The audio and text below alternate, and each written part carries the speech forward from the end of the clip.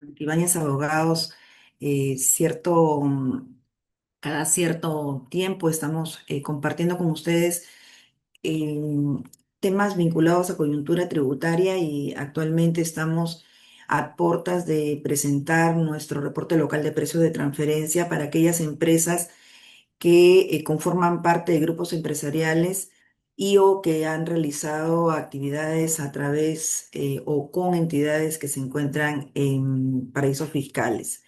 En esta ocasión vamos a compartir dos aspectos centrales, algunos criterios y aspectos a tener en cuenta para una correcta presentación del reporte local de precios de transferencia que se va a realizar el próximo mes de junio.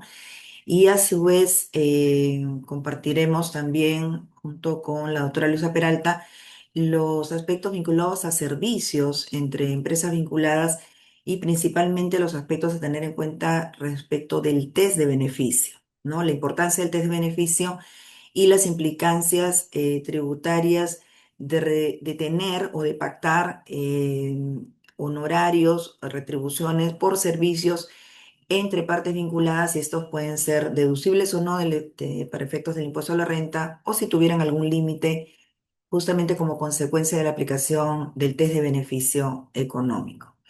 Con ello le damos la bienvenida a todos nuestros participantes, en especial a los clientes del Estudio Santibáñez y también a aquellos que se están uniendo a este webinar, que espero que sea de mucha efectividad para el compliance y las revisiones que estamos haciendo en este mes. Seguramente muchas compañías ya a esta fecha tienen preparado su reporte local. Todavía no se puede subir a la administración tributaria porque falta que la SUNAT publique un utilitario que es base para poder subir la declaración. Pero normalmente siempre la administración lo publica a fines de mayo. Hasta el día de hoy no ha sido publicado el utilitario, así que tendríamos que esperar para poder presentar el reporte local. Y vamos a ver que tenemos fecha para presentar nuestros reportes locales hasta el mes de junio. Así que estamos seguramente en muchas compañías terminando la elaboración de los reportes que han sido encargados a firmas especializadas de precio o si bien la compañía misma está elaborando su declaración de precio de transferencia. Entonces, con ello, primero considerar de que estamos nuevamente, ya bueno, tenemos exactamente el día de hoy, cumplimos, o no el día de hoy, sino este ejercicio, cumplimos 20 años de la aplicación del régimen de precios de transferencia en el Perú. Está vigente desde el año 2005. Si bien las normas iniciales se publicaron en el año 2001, recién entró en efectividad a través de la implementación del reglamento el régimen de precios en el Perú. Ya son 20 años y ya más de casi 10 años de presentar estos reportes o declaraciones. Y ahora llamado reporte porque recordemos que hace algunos años la Administración Tributaria Peruana también se une a las disposiciones de la OECD que regulan de forma global en varios países el régimen de precio de transferencia y la declaración se denomina File Report o reporte local y de ahí el cambio de nombre. Entonces, el reporte local de precio de transferencia es importante porque permite conocer y permite conocer por parte de la administración e informar por parte del contribuyente el conjunto de transacciones o operaciones que en un ejercicio la compañía haya realizado con empresas vinculadas. Y de ahí una gran primera pregunta siempre de analizar, verificar cuáles son mis empresas vinculadas, que ese es un trabajo preliminar que se hace antes de elaborar el reporte, ¿no? ¿Quiénes son las empresas vinculadas? Que ahora vamos a ahondar un poco en ello, pero ¿quiénes deben presentar el reporte local 2025?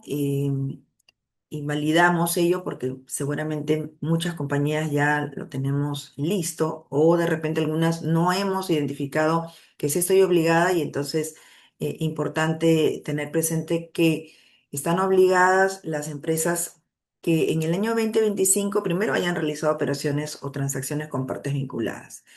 sean partes vinculadas locales, domiciliadas en el Perú o empresas vinculadas en el exterior. ¿Qué tipo de transacciones?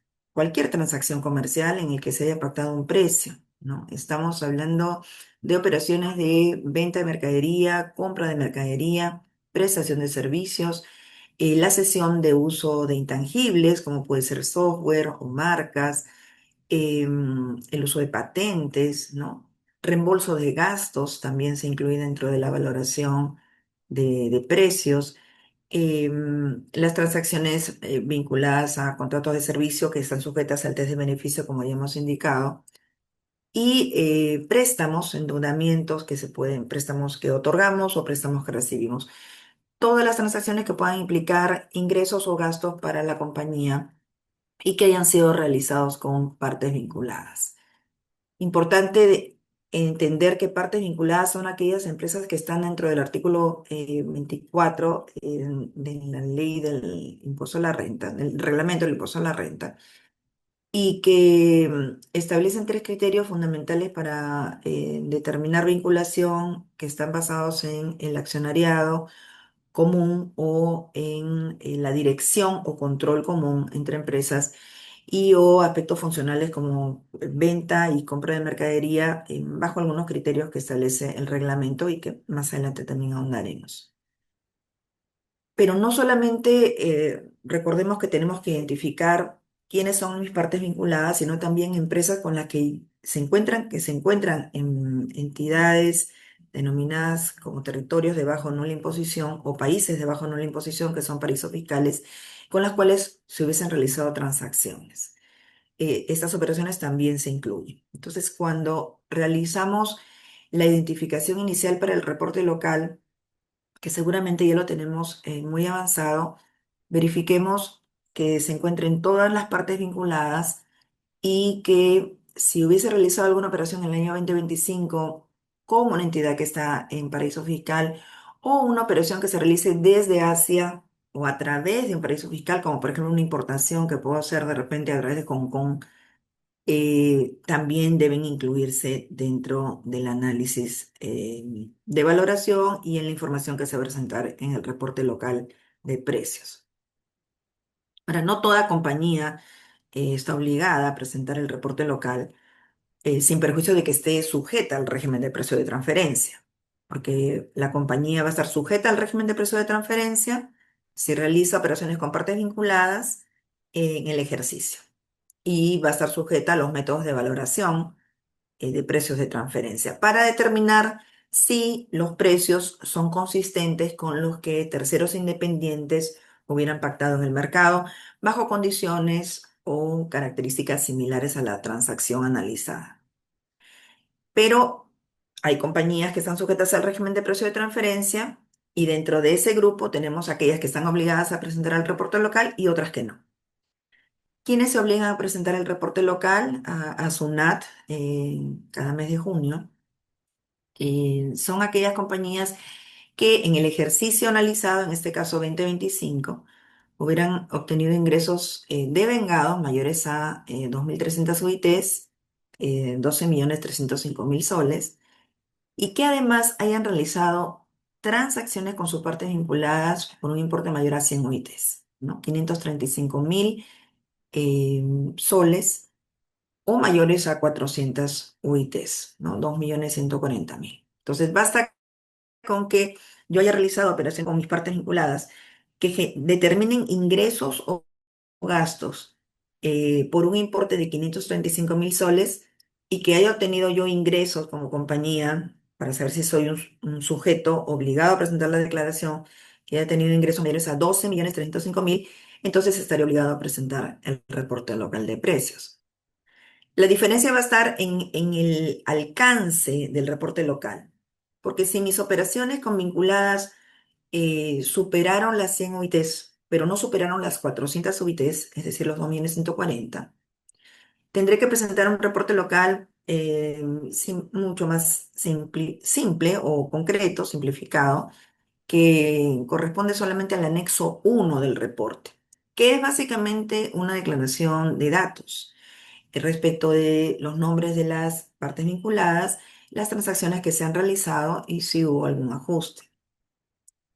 Mientras que si las transacciones han sido mayores a 400 UITs, es decir, que generen o hayan determinado ingresos, gastos o costos mayores a 400 UITs en esas operaciones convinculadas, tendré que presentar el reporte local, el amplio, el completo, el que incluye los cuatro anexos del reporte, que ya no solamente comprende un detalle general de los datos de las operaciones convinculadas, sino que también ya comprende una parte descriptiva, un análisis funcional, es decir, las funciones que realizan cada una de las compañías, materia justamente del análisis de valoración por ser partes vinculadas, qué funciones cumple cada una, información sobre sus clientes, proveedores, los riesgos que asume cada compañía, y entonces se realiza todo un análisis funcional de la empresa. Eso forma parte del reporte local amplio, ¿no? Reitero, aquellas que han realizado transacciones mayores a 400 UITs tienen que presentar ese reporte local completo o amplio. Además de determinar los métodos de valoración, señalando cuál es el método más apropiado, luego de haber descartado cada uno de los métodos y quedándose solamente con el método que corresponde a la transacción o que mejor valora la transacción, es el más apropiado, dice la norma, más conveniente. También señala la normativa comparada. Y la base de datos o los comparables, ¿no?, que se han tomado en cuenta para analizar las operaciones convinculadas. Entonces, esta declaración es mucho más amplia, más completa y permite proporcionar a la administración tributaria una información bastante detallada. Incluye también estados financieros de la compañía, ¿no?, que deben ser proporcionados en el reporte. Entonces, identificamos hasta aquí quiénes son los contribuyentes que están obligados a presentar el reporte local y qué alcance tiene el reporte según el monto de las transacciones. Mayores a 400 UITs, el reporte local amplio. Menores a 400 UITs en valor de transacción, presentamos el anexo 1, que es básicamente una declaración de datos generales de las operaciones convinculadas y los precios eh, que se han establecido y si hubiera algún ajuste. Sobre las fechas, se basan en función al último dígito de RUC, del cronograma que corresponde al vencimiento de obligaciones tributarias del periodo mayo, que vence en junio, ¿no? Solamente para que tengamos presente. Esas son las fechas desde el 15 de junio hasta el 23 de junio que tienen plazo los buenos contribuyentes. Actualmente, como les señalábamos al inicio de la presentación, todavía SUNAT no ha descargado el utilitario, no lo ha publicado, que es esta herramienta técnica para poder subir de forma completa la información. Y estamos a la espera de que se publique el utilitario para que de esa forma ya los contribuyentes puedan empezar a presentar sus reportes locales de precio de transferencia, sea el anexo uno o los cuatro anexos, según corresponda, y hasta las fechas que vemos en pantalla. El régimen de precios de transferencia que implica presentar esta declaración, que es una obligación formal, ¿no? Porque la obligación sustancial implica que yo debo validar los precios que he establecido con mis partes vinculadas y validar si estos cumplen el principio de plena competencia, que implica que mi precio debiera ser un precio que no está afectado por la cercanía o la vinculación que yo tengo con valga la redundancia, con la empresa vinculada, mi empresa del grupo, sino que debieran ser consistentes con los precios que terceros independientes hubieran pactado o que la empresa analizada hubiera pactado con un cliente tercero.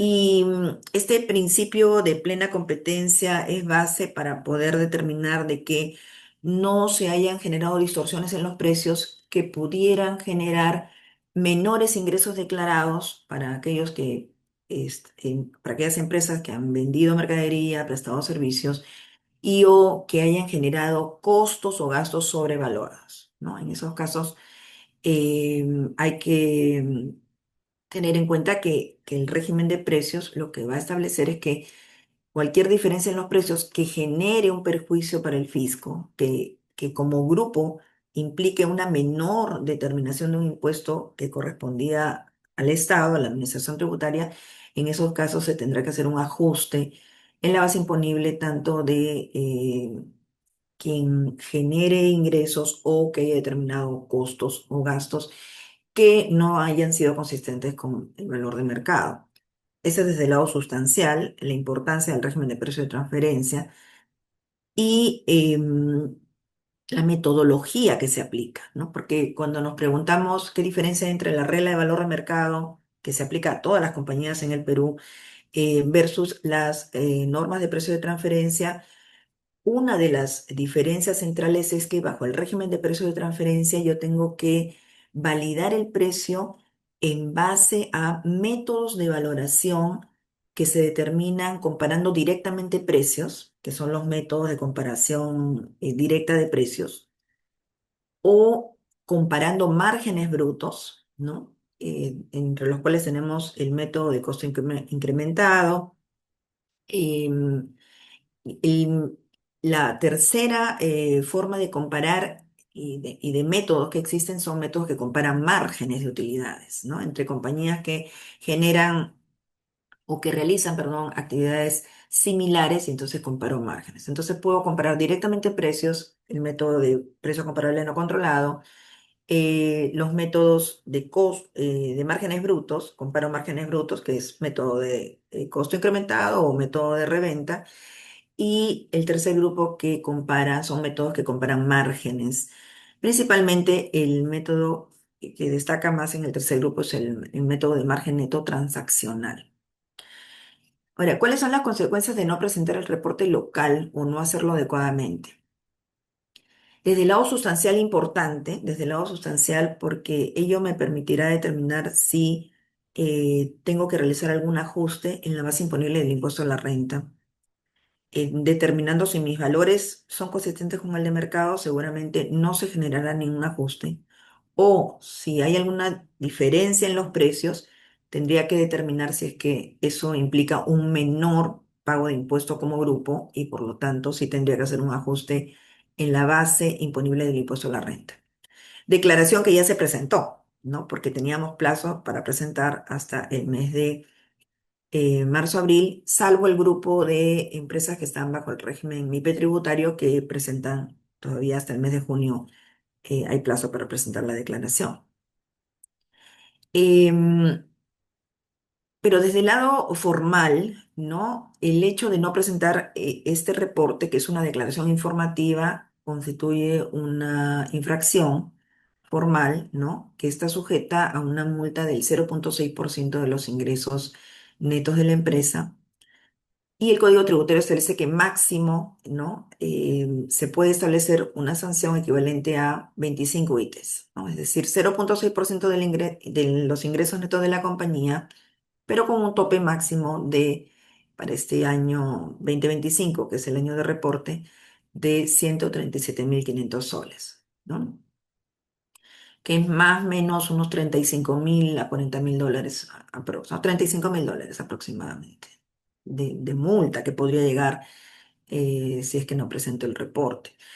Reporte que siendo una declaración informativa, yo tengo plazo, debo cumplir dentro del plazo para presentar la declaración, pero recuerden también de que si el contribuyente no presenta dentro del plazo, pero de repente lo presenta a los 4 días, a los 5 días o a los días siguientes, sin que SUNAT le haya notificado la omisión, puede acogerse al régimen de gradualidad de sanciones y se obtiene una rebaja del 100%. Si es que subsano, es decir, presento el reporte sin antes que surta efectos alguna notificación de parte de SUNAT respecto de la omisión. Y sobre Otras consecuencias, ¿no? De no hacerlo, hacer el reporte de forma adecuada, de ahí que no solamente vas a presentarlo, eso va a implicar si te genero o no una multa, es una infracción formal. Y como les digo, puedo acogerme a un régimen de gradualidad al 100% si es que lo hago o subsano antes de que SUNAT lo detecte. Pero desde el lado de si he realizado un reporte local adecuado, un reporte local em, que refleja realmente los métodos de valoración adecuado, la selección del método y se ha identificado específicamente por cada transacción si algún precio no es de mercado y salió fuera del rango intercuartil, yo tendré la certeza, ¿no? En base a un reporte local de precios adecuadamente elaborado, de si existen o no ajustes al impuesto a la renta, ¿no?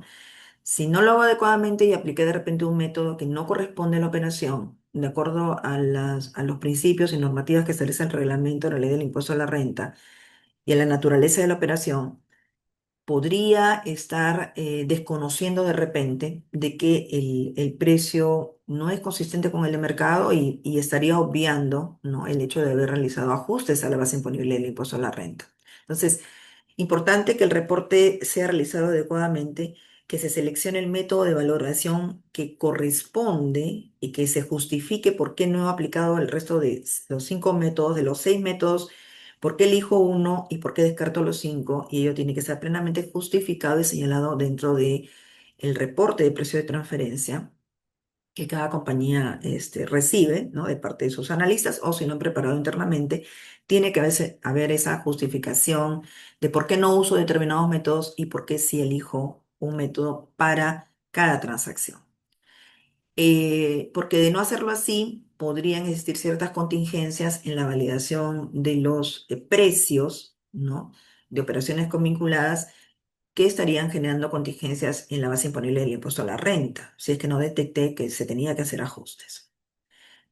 Y hacer un reporte local de precio de transferencia de forma adecuada, conforme a la normativa, eligiendo también los comparables adecuados y que correspondan al ejercicio, va a evitar, ¿no? De que la empresa pueda tener alguna observación en algún procedimiento de fiscalización de precio de transferencia, sea que se realice dentro de un procedimiento regular de impuesto a la renta o específicamente una fiscalización enfocada en precio de transferencia, que genera no solamente tiempos, sino también hay un costo operativo de la atención de estos requerimientos eh, que conllevan en muchos casos procedimientos tributarios de fiscalización largos, y si existe algún reparo final por parte de SUNAT, también emplearían procedimientos de reclamación o de apelación que también toman bastante tiempo, ¿no? Entonces, realizar un buen reporte de precio de transferencia, reconociendo que he identificado correctamente mis partes vinculadas, que he identificado si he realizado operaciones con paraísos fiscales, que he elegido adecuadamente los métodos de valoración y he preparado adecuadamente los rangos de precios, aplicando ese método de valoración, el más conveniente según la transacción, y eligiendo adecuadamente las comparables. En ese caso, debiéramos tener un buen reporte de precios y por lo tanto no tendríamos o no estaríamos expuestos a un riesgo de contingencias. Y eso es básicamente lo que tendríamos que hacer, ¿no? En este checklist de corroborar de que el reporte local que voy a presentar, ¿no? Y que ya seguramente estoy recibiendo. Si yo lo he encargado a una firma tercera, una firma especializada de precios, seguramente ya cuento con mi reporte a la fecha y tengo todavía tiempo para poder revisar, ¿no? No solamente es recibo el reporte y bueno, lo voy a subir a través de la plataforma virtual de SUNAT, sino que como compañía y como usuaria del servicio de precios, si es que lo he encargado a un tercero o si lo he hecho directamente como parte del trabajo propio de la compañía, porque lo puede hacer la propia compañía con su equipo contable y o tributario, este reporte tengo que validar, ¿no? Tengo que revisar, ¿sí? Los servicios que yo encargado para la elaboración son de una compañía seria y por lo tanto sé que el contenido está bien, pero igual hay que hacer una suerte de siempre de checklist, de doble control, de doble verificación para identificar que todo esté de forma adecuada y cualquier consulta, ¿no? Pudieran hacerlo ustedes a su analista de precios. Primero, que se hayan identificado partes vinculadas, es lo primero que hemos indicado. Partes vinculadas, no solamente entendemos a partes vinculadas a aquellas empresas que tienen un accionariado común, que tienen accionistas comunes en más del 30% del capital social, sean como empresas hermanas o como una empresa que tiene una subsidiaria vinculada que tiene más del 30% del capital social, sino también existen los criterios de control común o de dirección común, ¿no? Si tenemos gerentes o directores comunes que influyan en la determinación de decisiones administrativas o financieras de la empresa, hay que identificar si he incluido a todas mis partes vinculadas y también ver si hay empresas que son familiares, ¿no? Entonces de repente los accionistas son hijos en alguna compañía, en otros son de repente los padres o los esposos, y verificar de que cuando hay consanguinidad incluso o afinidad, también podemos considerar de que hay elementos comunes o son el mismo accionista, no un accionista común, y ver si efectivamente estoy incluyendo todas mis partes vinculadas en el análisis. Y también el criterio de ventas-compras, cuando una compañía vende más del 80% de sus ventas, realiza más del 70%, perdón, de sus ventas a una empresa que representan el 30% de sus compras para ella, para la que vende, para el que compra, perdón. Entonces también es un criterio funcional de vinculación. Hemos indicado que tenemos que identificar operaciones con paraísos fiscales, elegimos adecuadamente el método de valoración más adecuado, verificar las comparables que se han tomado, que sean del mismo ejercicio, que sean adecuadas para el tipo de transacción que se está comparando, o si estoy aplicando margen neto transaccional, es decir, comparo márgenes, ver que las comparables en base a funciones, en base a activos y riesgos de las compañías comparables son las adecuadas para determinar la comparabilidad con empresas respecto del margen neto de utilidades, ¿no? Y que voy a comparar utilidades con compañías que tengan funciones, activos y riesgos similares. Luego, preguntarnos si es que hay transacciones que han sido validadas y cuyos precios digamos, salen del rango intercuartil, es decir, que no son precios de plena competencia, porque se exceden de los del mercado o porque son gastos o costos que están sobrevaluados.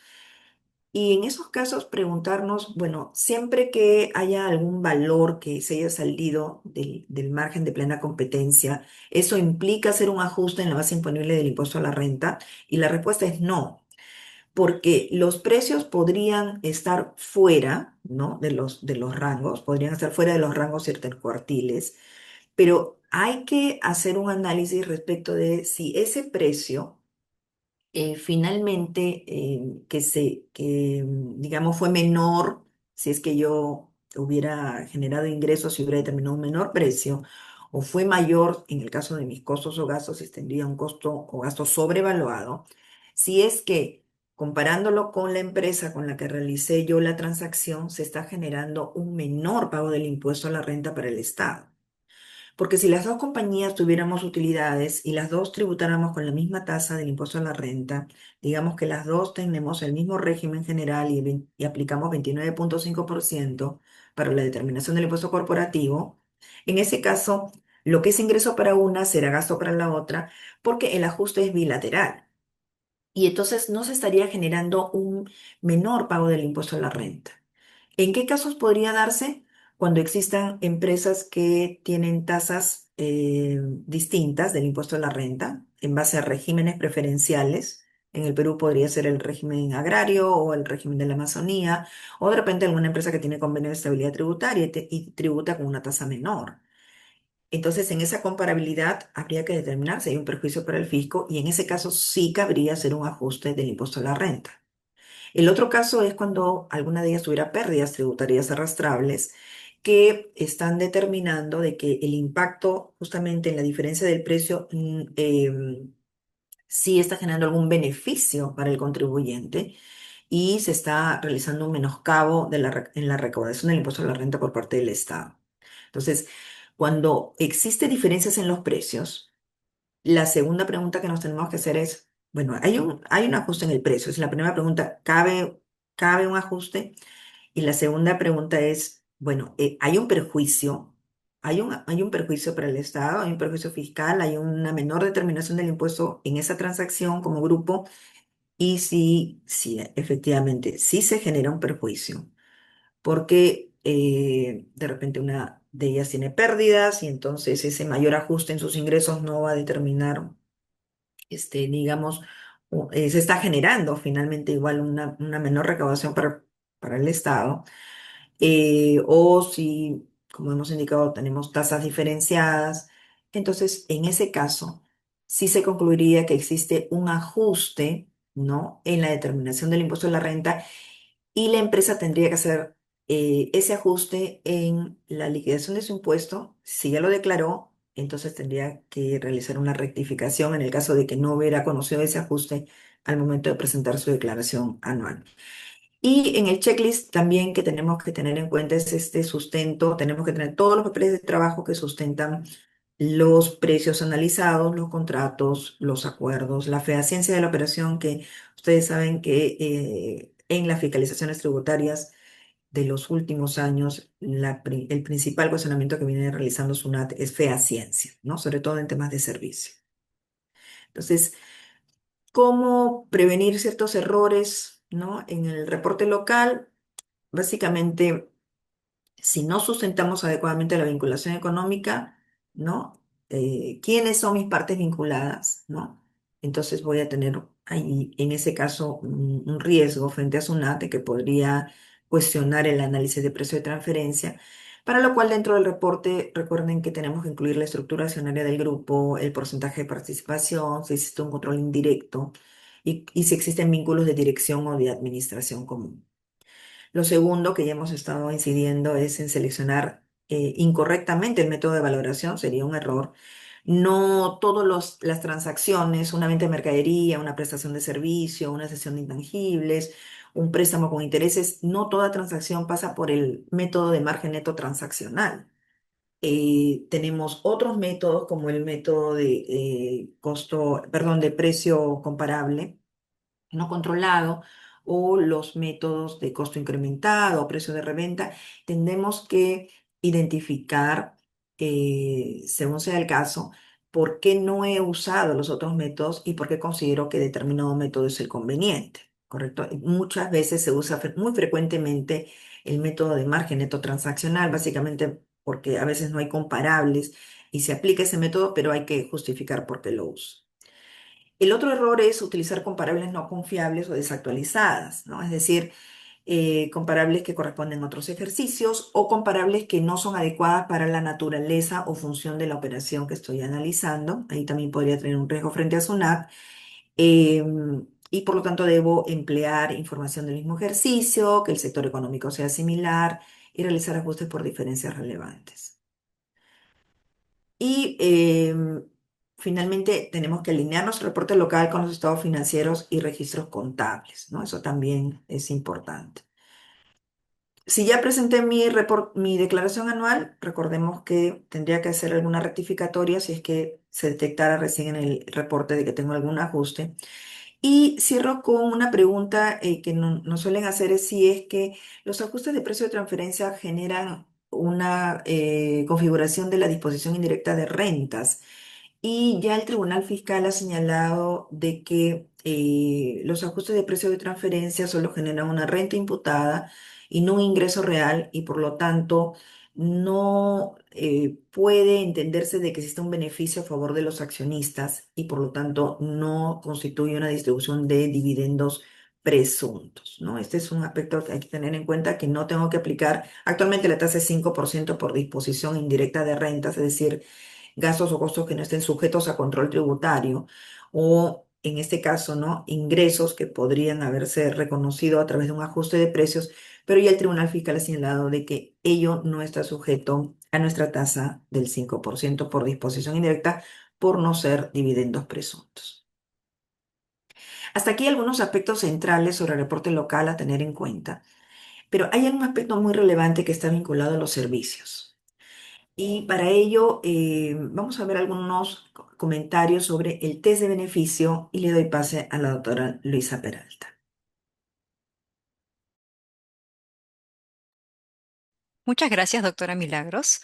Vamos a continuar con el test de beneficio aplicado a los servicios entre partes vinculadas.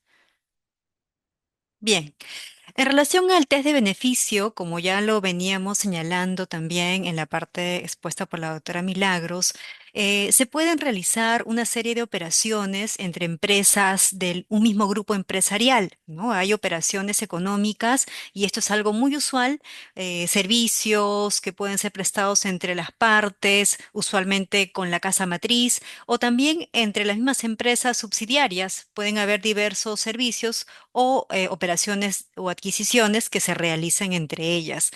Generalmente, esto obedece, como les venía diciendo, a una práctica común. Sin embargo, a nivel también de las directrices OCDE se ha detectado algunas distorsiones entre estas operaciones económicas, principalmente cuando la necesidad del servicio en cuestión no es, digamos, o no tiene origen en una necesidad realmente comercial, sino más bien cuando estas operaciones lo que buscan es generar un flujo de caja hacia una de las empresas vinculadas, ¿no?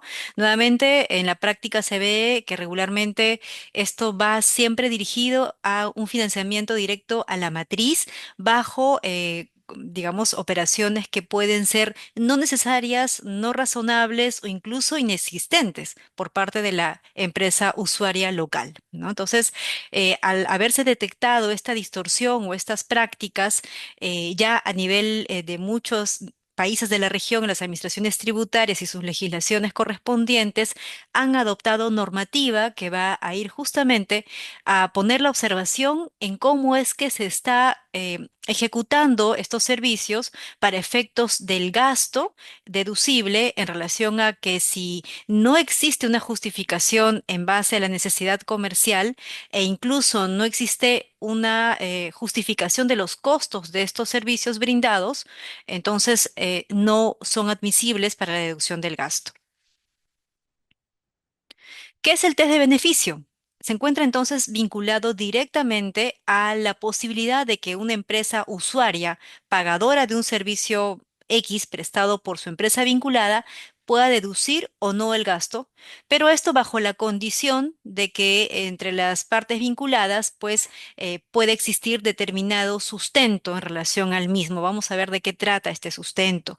Además, la necesidad de la deducción del gasto para una empresa usuaria local en el marco de una operación entre partes vinculadas, muchas veces va a estar sujeto también a una evaluación de qué tipo de servicio es el que se brindó y si éste realmente va a contribuir o a sumar a algo significativo en relación a las operaciones de la compañía usuaria que ha realizado el gasto, ¿no?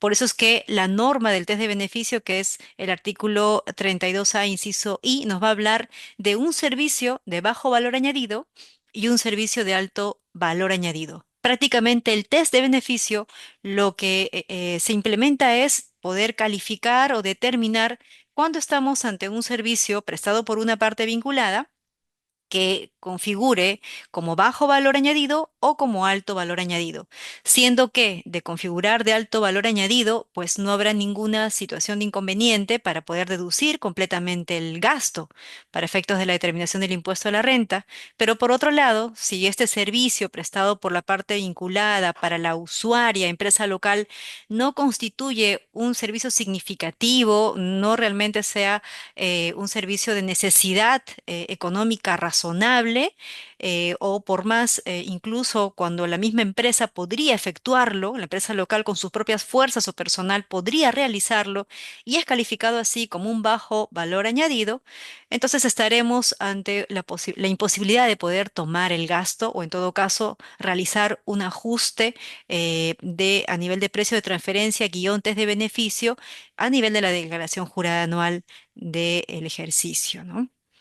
Bien, bueno, solo volver a reiterar aquí para que no se pierda el gráfico. Teníamos entonces la posibilidad de que las empresas vinculadas, generalmente las casas matriz, son las que brindan este tipo de servicios, por ejemplo, los back office a las empresas locales.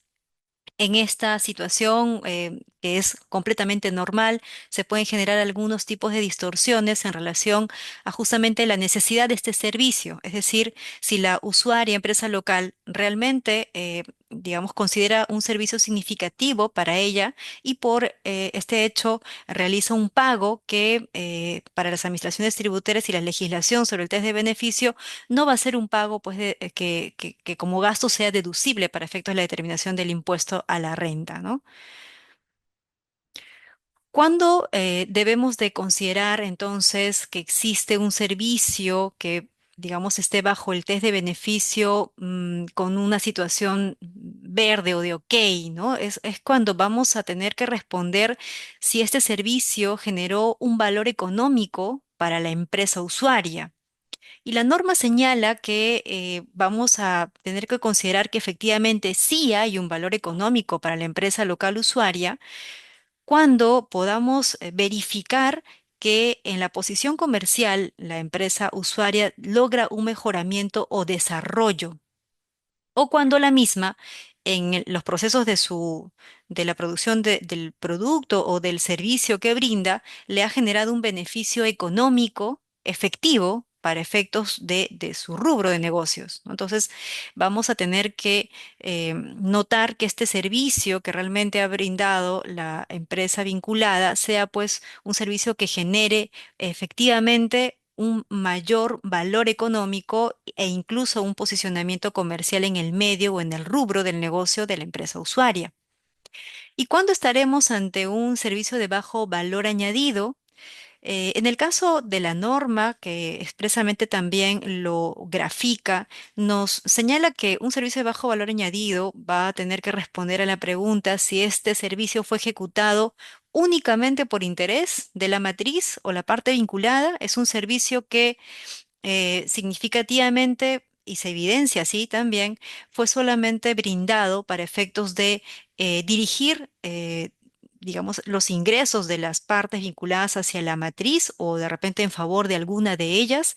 Entonces, son preguntas claves que tenemos que estar dispuestos a poder responder ante una fiscalización tributaria que generalmente la administración va a solicitar constatar la naturaleza del servicio, también va a pedir que se acredite la razonabilidad de este servicio o la necesidad del mismo, y justamente para poder llegar a la pregunta, ¿no? Si la matriz sencillamente brindó el servicio a efectos de obtener un mayor beneficio económico o sencillamente porque hay una política o dirección, a nivel de la central a todas sus subsidiarias de ejecutarlo, ¿no? Pero sin mayor, digamos, necesidad comercial para las mismas. Entonces, tenemos un servicio de bajo valor añadido o de alto valor añadido, pero todavía sigue quedando un poco en el aire, ¿no? ¿Cuáles son estos servicios? ¿Qué tipo de actividades o prestaciones van a poder ser calificadas como uno o como lo otro? Es justamente también la norma y en la disposición reglamentaria de la ley del impuesto a la renta que nos va a graficar eh, algunos ejemplos, pero de todas maneras debemos acudir también a los criterios generales de la ley del impuesto a la renta, en el artículo 32A, inciso I, cuando nos señala qué preguntas o qué cuestiones debemos respondernos, ¿no? Lo que hemos visto anteriormente. El reglamento nos dice que, en estos casos de los servicios de bajo valor añadido, como ustedes pueden ver en la pantalla, existen algunas prestaciones que van a cumplir estas características de ser de bajo valor añadido. Por ejemplo, aquellos servicios que necesariamente cumplan con ser la actividad principal del usuario o del grupo. ¿No? No es un servicio que esté vinculado ni es parte del alcance del rubro del negocio de la compañía usuaria. Tampoco será un servicio de alto valor añadido, por tanto es de bajo valor añadido, aquel que no requiere un uso de un intangible valioso ni genera o produce un intangible valioso. Asimismo, aquel cuyo proveedor no controla ningún alto riesgo, ¿no? No controla ningún riesgo en la prestación de este servicio. Por el contrario, será entonces de alto valor añadido aquellos servicios que generalmente van a tener pues que controlar un riesgo distinto de compromiso o de responsabilidad a nivel de la prestación que se ejecute. Probablemente también va a involucrar la utilización de intangibles, ¿no? Como podrían ser algunas disposiciones de software o uso de marcas u otros intangibles que realmente eh, impliquen una generación de beneficios futuros para las empresas. Y aquellos servicios que estén directamente relacionados al alcance de la compañía o el rubro de negocio y que no sean solamente complementarios. Adicionalmente, el reglamento nos dice que de manera muy particular estos servicios de alta dirección pues van a calificar como de alto valor añadido, así como también aquellos que estén digamos dispuestos para la empresa usuaria a efectos de hacer investigación y desarrollo científico, o también aquellos servicios de fabricación y de producción. Como la misma actividad de la venta, la distribución comercial, también van a ser considerados de alto valor añadido. Entre otros, también encontramos los servicios propios de la actividad de extracción y exploración, minera, hidrocarburos, etcétera, así como los seguros y reaseguros y todo tipo de transacciones financieras, ¿no? Servicios que comprendan las transacciones financieras también son considerados de alto valor añadido para las empresas. Estos son ejemplos que la disposición reglamentaria de la Ley de Impuesto a la Renta establece. Sin embargo, podríamos tener mucha casuística al respecto y justamente es ahí cuando se verifican las contradicciones o en todo caso cuando la administración tributaria muchas veces no reconoce, pese a que estamos ante servicios realmente de alto valor añadido, la importancia o la necesidad de los mismos para la empresa local. Y es porque justamente cuando ya son calificados como de bajo valor añadido, la deducción permitida solamente se establece en base a la sumatoria de los costos y gastos incurridos por el prestador del servicio, en este caso sería la empresa matriz o vinculada, y del margen de la ganancia, siendo que no puede exceder del 5% de tales costos y gastos. La norma nos ha establecido una fórmula entonces para poder aplicar una deducción limitada o restringida a estos servicios de bajo valor añadido. Pero nosotros continuamos preguntándonos en relación a cómo es que podemos sustentar o detallar ante la administración, la SUNAT, frente a un procedimiento de fiscalización en relación al test de beneficio. Y bueno, encontramos que la misma normativa también nos responde. Sin embargo, a nivel de la experiencia y la casuística que vemos generalmente en nuestra práctica, notamos, por ejemplo, que muchas empresas en el mismo reporte local tienen un apartado muy pequeño en relación al test de beneficio, ¿no? Generalmente estos apartados son descriptivos, no hay un desarrollo justamente de lo que requiere la norma en relación a la acreditación, por ejemplo, de los costos que ha utilizado el proveedor para brindar el servicio. Simplemente hay una conclusión. Esto no va a ser suficiente. No va a ser suficiente dentro de un procedimiento de fiscalización porque SUNAT va a requerir mucha más información de la que generalmente algunos reportes locales señalan o describen como test de beneficio de las operaciones entre partes vinculadas. Y esto es así porque efectivamente el reglamento de la Ley de Impuesto a la Renta nos señala que para acreditar que el servicio prestado cumple con el test de beneficio, se debe al mismo tiempo cumplir con describir el servicio prestado y detallar quiénes son los destinatarios del servicio. Entonces, estas, digamos, necesidades de poder acreditar el servicio en sí va a pasar por tener pues a la mano o en todo caso elaborar, no lo dice expresamente la norma que sea un requisito, pero sí vemos que estas razones, estas descripciones deberían de estar sustentadas en un documento, práctica que muchas empresas no han implementado al momento, pero que sí vemos que es necesario. Debería existir algún informe, ya sea emitido por algún auditor o empresa externa o el mismo departamento de la compañía que esté a cargo, que pueda sistematizar esta información. ¿De qué información estamos hablando? La descripción del servicio prestado y el detalle de los destinatarios, según lo dice la norma, así como también las razones que justifican que el servicio prestado cumple con el test de beneficio, la justificación de la prestación, es decir, el por qué se está necesitando este servicio para la compañía local, así como todas las razones por las cuales este servicio prestado sí calificaría como de alto valor o de bajo valor añadido. En ambos casos debería hacerse la evaluación y concluir si es de alto o de bajo valor añadido en base a una documentación que lo acredite. Y para efectos de determinar el valor de la contraprestación, es decir, el precio que las compañías vinculadas han acordado por este servicio, expresamente, y acá también pongo bastante énfasis, la norma ha detallado la importancia de presentar un disgregado de los costos y gastos incurridos por el prestador del servicio. Esto es un aspecto bastante, eh, s- a ver, importante, sustancial en la acreditación del test de beneficio, porque si estamos ante operaciones entre partes vinculadas que, por ejemplo, la matriz brinda a 5 o 6 vinculadas subsidiarias, tendríamos que realizar el detalle de los costos, justamente considerando la designación del costo que esta empresa matriz ha tenido para todas las partes vinculadas, criterios que pueden ser en función a porcentajes o de repente otro tipo de criterios y centros de costos utilizados en cada subsidiaria. Entonces tendríamos que saber qué porcentaje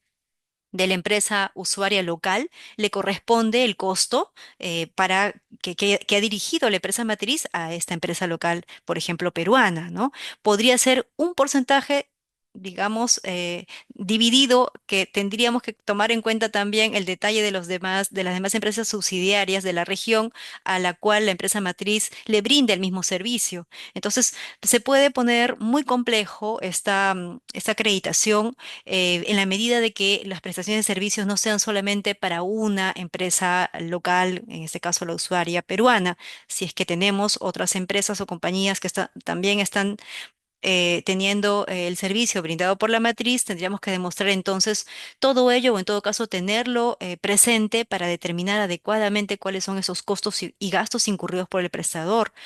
Otro detalle acá también es que muchas veces las empresas locales subsidiarias no se encuentran necesariamente en la capacidad de obtener la información rápidamente de la empresa matriz en relación a los costos y gastos incurridos, porque ellos son los prestadores, pero esta información puede demorar en llegar, puede nunca llegar. Entonces, la administración tributaria en las fiscalizaciones no siempre se muestra muy, eh, digamos, facilitadora en el sentido de poder darnos muchos plazos para obtener esta información.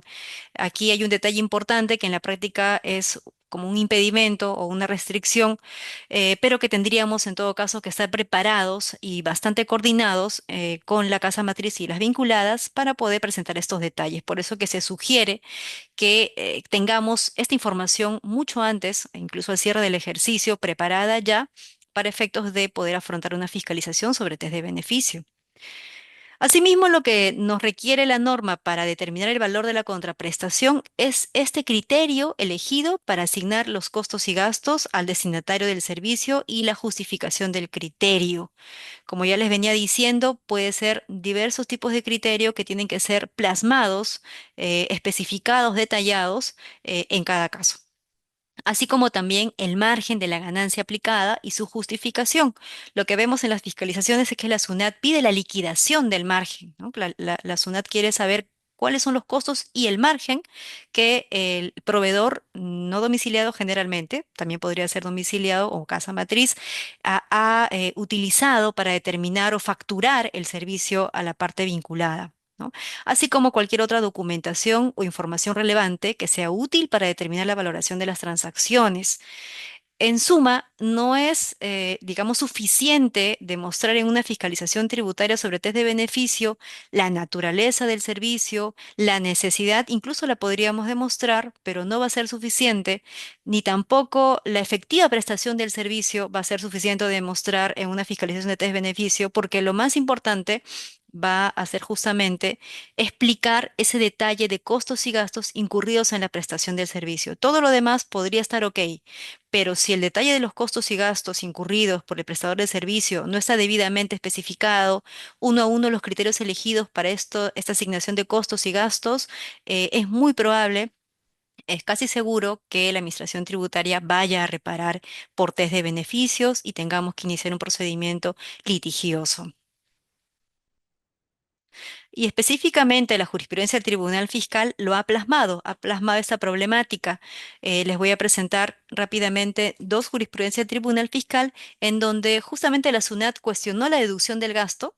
En este ejemplo, al considerar que la empresa usuaria A, aquí tenemos una empresa usuaria, que es la empresa local, que ha pagado, ha disfrutado del servicio brindado por una empresa proveedora que es su vinculada, podría ser la casa matriz u otra empresa vinculada del grupo, siendo que el gasto, al considerar que A, no acreditó de manera fehaciente el cumplimiento del test de beneficio, ¿no? Entonces, el reparo va a ser sencillamente no en relación a la causalidad, tampoco en relación a la fehaciencia, sino el reparo es por el cumplimiento del test de beneficio, o sea, por haber incumplido adecuadamente el demostrar el beneficio de ese servicio a su favor. Y esto pasa por no proporcionar la información suficiente respecto de los costos reales asumidos por la empresa vinculada B, que es la proveedora del servicio. Y así tenemos dos recientes jurisprudencias del Tribunal Fiscal del año 2025, en la que una de estas, que es la 08313 de septiembre 2020 de la Sala 9 de 2025, que justamente se emitió en septiembre del año pasado, nos expresa, ¿no? En este caso, eh, cómo es que la situación por la cual la Administración Tributaria puede observar el test de beneficio va a pasar directamente por que la compañía haya aprobado o no la asignación de los costos y gastos ante la fiscalización que se presenta. Es decir, eh, no solamente vamos a tener que presentar Exceles en donde se determine esta asignación de costos y gastos, sino vamos a tener que explicar cómo es que estos se han distribuido para efectos del servicio entre la compañía usuaria y la matriz o la vinculada prestadora. Y si este servicio se distribuye a otras vinculadas, es necesario también explicar ese criterio de distribución de los distintos gastos, sean directos o indirectos, que llevaron a cabo o que generaron el servicio de la prestación, ¿no? Y acá claramente vamos a encontrar que el Tribunal Fiscal, al resolver este caso ante el cuestionamiento de la SUNAT, es bastante claro en señalar que en función al test de beneficio, lo que se requiere es que los contribuyentes cumplan con sustentar debidamente con la documentación e información de respaldo, entre otras condiciones, la prestación efectiva del servicio, la naturaleza del servicio, la necesidad real del servicio, los costos y gastos que le asignó el prestador del servicio, el criterio elegido para su asignación, así como el margen de ganancia aplicado y su justificación, ¿no? Entonces, esta RTF ha sido puesta en observación por algunos especialistas del medio tributario porque pareciera que se excede un poco, ¿no? La jurisprudencia en pedir no solamente un asunto de probanza del test de beneficio en relación a los costos y gastos, sino también exigir el cumplimiento de otros aspectos como es la causalidad. Sin embargo, si vamos a hablar íntegramente de lo que es el criterio de causalidad que justamente el test de beneficio está buscando o está trayendo a colación cuando observa en una fiscalización tributaria estos gastos, finalmente es parte de un mismo componente, ¿no? La deducción parte en principio por la causalidad del gasto. Entonces, en esta jurisprudencia, el Tribunal Fiscal lo que hace es justamente solicitar que el test de beneficio cumpla con todo ello ¿no? Vuelvo a repetir, la prestación efectiva del servicio tiene que ser demostrada, la naturaleza del servicio, la necesidad real del servicio, los costos y los gastos, por supuesto, de acuerdo a lo que dice la norma que asignó el prestador y el criterio elegido para su designación, así como el margen de ganancia. De otro lado, tenemos esta otra jurisprudencia, la 2374 de la Sala 4 2025 también, en donde aquí el tribunal, al analizar el caso, va a ir directamente, al igual que en el caso anterior, a la probanza efectiva del test de beneficio, ¿no? Justamente, y vale precisar, en ninguno de estos dos casos el contribuyente tenía la documentación, digamos, preparada a nivel de un informe que ya haya elaborado, ¿no? Para estos efectos, sino que recopiló la información en este momento y lo presentó a la administración en la fiscalización, cosa que ya podemos advertir a nivel de esta jurisprudencia, que más bien se requiere estar bastante más preparados para asumir una fiscalización. Y generar todo este tipo de documentación en ese momento sería demasiado, por eso es que hay que estar preparados para asumirlo ya con la información desarrollada, elaborada, ¿no? Tanto la descriptiva como la que tiene que ver con la determinación de los costos, que generalmente son cálculos en Excel. Entonces aquí el Tribunal Fiscal señala que el test de beneficio es una condición necesaria para sustentar la deducción de los gastos y es indispensable acreditar la relación entre el servicio recibido y la contraprestación pagada, así como la razonabilidad de los criterios de asignación de costos y gastos empleados. Entonces, para ello, nos puntualiza en cuatro aspectos. Uno es acreditar que el servicio efectivamente sea prestado y que genere un beneficio económico o comercial para el prestatario. Dos, que la contraprestación pactada deba guardar concordancia con el principio de plena competencia, considerando los costos y gastos incurridos por el proveedor del servicio más un margen de ganancia razonable. Tres, los criterios de asignación de costos y gastos deben encontrarse debidamente documentados y ser coherentes con la naturaleza del servicio y el beneficio obtenido por el prestatario. Y por último, para el Tribunal Fiscal resulta necesario contar con toda la documentación que sustente los costos efectivamente asumidos por el proveedor del servicio, considerados para la cuantificación de la contraprestación. Y deberíamos tener aquí la probanza de estos costos, si son costos de personal, si son costos administrativos, si son costos de todo tipo, deberíamos también indicarlo de acuerdo a la naturaleza de los mismos. Como vemos en estos cuatro requerimientos, uno de ellos está enfocándose a que este servicio tiene que cumplir con el principio de plena competencia, es decir, eh, por algo este test de beneficio se exige en el marco de las normas de precio de transferencia, el artículo 32A. Y en efecto, la distorsión también pasa justamente porque estos servicios pueden estar sobrevalorados, buscando justamente un único propósito económico de generar más flujos a las empresas vinculadas, prestadoras del servicio. Es por ello que, digamos, atiende a la razonabilidad que dentro de la jurisprudencia del Tribunal Fiscal se exija que exista esta concordancia con el principio de plena competencia, ¿no? En función al margen y a los costos del servicio brindado. Bien, entonces hasta esta parte hemos desarrollado los aspectos del test de beneficio y bueno, estaríamos dando por concluida, doctora Milagros, la exposición. Sí, si pasamos a la siguiente diapositiva también, Luisa, la última. Bueno, agradecer a todos los que han participado en este webinar. Tener en cuenta que en este mes nos quedan algunas semanas, todavía un par de semanas, para poder validar todos los aspectos del reporte local de precios, que sabemos que se está preparando adecuadamente y que debe incluir también ese análisis del test de beneficio, ¿no? El año pasado, la administración, después de presentar los reportes en el mes de junio, estuvo notificando a varios contribuyentes que no habían incluido el test de beneficio. El test no es un reporte, el test no es una declaración, el test es un análisis para identificar cuáles son los servicios de valor añadido, de los que son de bajo valor, para ver los límites respecto de su deducción o no.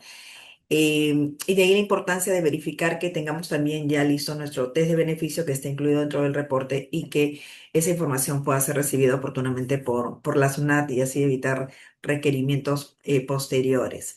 De nuestra parte, muchas gracias. Y si tuvieran alguna pregunta sobre lo tratado en este día, sobre el reporte local de precio de transferencia, el test de beneficio y otras consultas sobre precio de transferencia, estamos también a su disposición para recibir sus consultas a nuestros correos que están en pantalla, de Milagro Fernández y de la doctora Luisa Peralta. Muchísimas gracias por su atención y que tengan muy buen día. Muchas Buenos gracias. días.